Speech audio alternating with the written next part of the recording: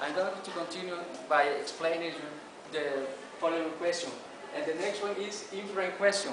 As we can see, the inference question is not really that we have to find the answer by ourselves just by looking for our own analysis. We have to choose, we have to have a lead word like the question. In this case, we can see it can be inferred from the passage that molting. In this case, in the question, we have to look for a lead word or a key, an important word that we are going to check in the passage. So in this case, we have molting as a lead word, and we found it at the end of the passage. We can check it here, molting, and we are going to find the answer between those lines. The 4 or 5 lines of the part from where the word appears, we are going to find the answer. It's not that we are going to deduce our answer, but we have to follow the reading in this part where the word appears. So we have the option, happens regularly during the life of the arthropod. If we look in this place, in this part of the passage, we are not going to find information like that. So in this case, this option we are going to eliminate it because it doesn't mention anything about it, even though in the whole passage. So we continue with the second one. Always takes days to complete. We are going to read in the passage, just in this place, in this part, that it mentions something about times, but it's not really the time that like in the option appears. Like for example, always takes days to complete, but in this case appears always take, it can take hours, but it's not the same that always take to complete. So we are going to eliminate this answer. The third one leaves the arthropod without its normal defense. So that option look a little bit logical in the case that if those arthropods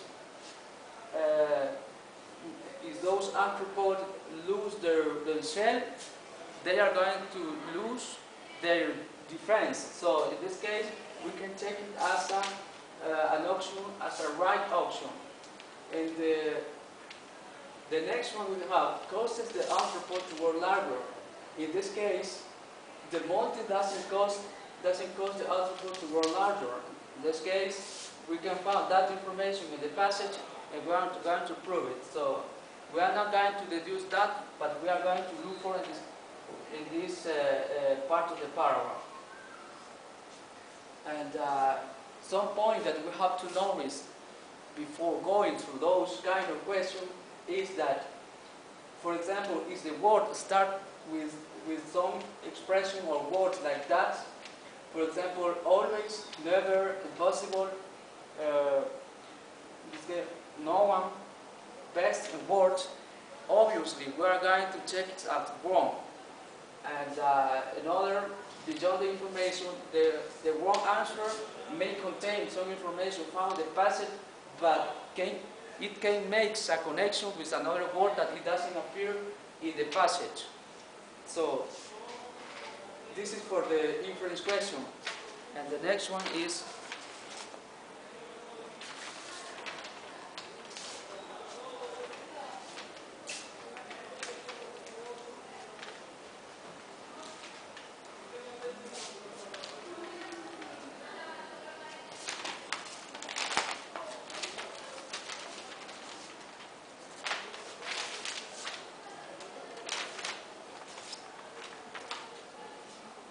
the last part of this in the reading part of the TOEFL is the summary question.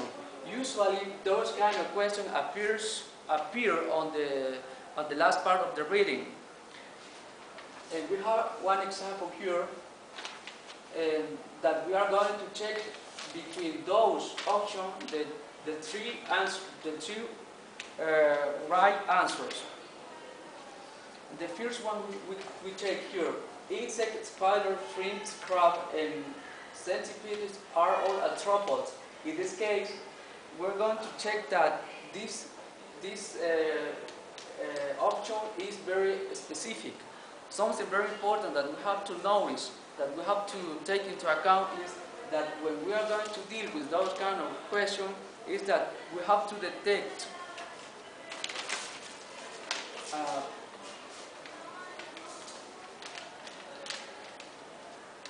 what is a detail and what is a main idea. Usually the details appears in the beginning, just in the middle of the paragraph or the passage, and the main ideas appears in the beginning and in the end of the passage. So that's what we have to do: check for detail and check for main ideas. In this case, the first option is just the specific point that we have to check on the passage, but it's not a main idea, because we are not talking about arthropods. In this case, we are talking about exoskeleton. So this first is eliminated. The second one, the shell has 3 layers that protects an arthropod from injury and water loss. In this case, this is more, the shell has been described in this case. So as we can look for this option here, it appears, and this is clear because it's making a description of the shell. So we can check it as right answer. The next one, the hyaline in a scorpion shell glows under black light because it is excited by ultraviolet radiation. The thing is that in this option talks about scorpion, but we are not talking about exactly about scorpion. In this case, we are talking about arthropods, but this is a specific point.